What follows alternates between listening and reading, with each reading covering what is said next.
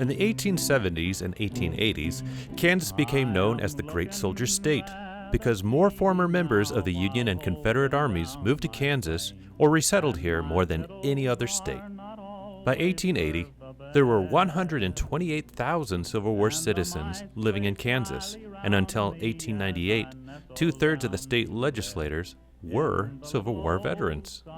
The Homestead Act of 1862 contributed to making Kansas the soldier state.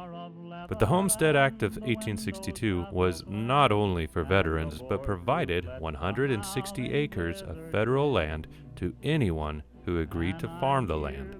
The act distributed millions of acres of western land to individual settlers. Under the Homestead Act, settlers could claim 160 acres of surveyed government land if they built a dwelling on it, grew crops, and remained on the land for 5 years.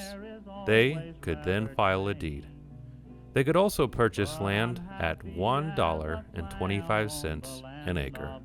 On the high prairies of Kansas and other prairie states, trees for lumber were scarce, and the settlers qualified for the Homestead Act by building soddies, sod houses with dirt floors. The worst drawback was insects and critters. Blocks of sod were home to fleas, ticks, mice, worms, and even snakes. But because of the thickness of the walls and insulating ability of the material, sod houses did an excellent job of keeping the heat of a stove in the house during winter. They also helped keep the heat out during the summer.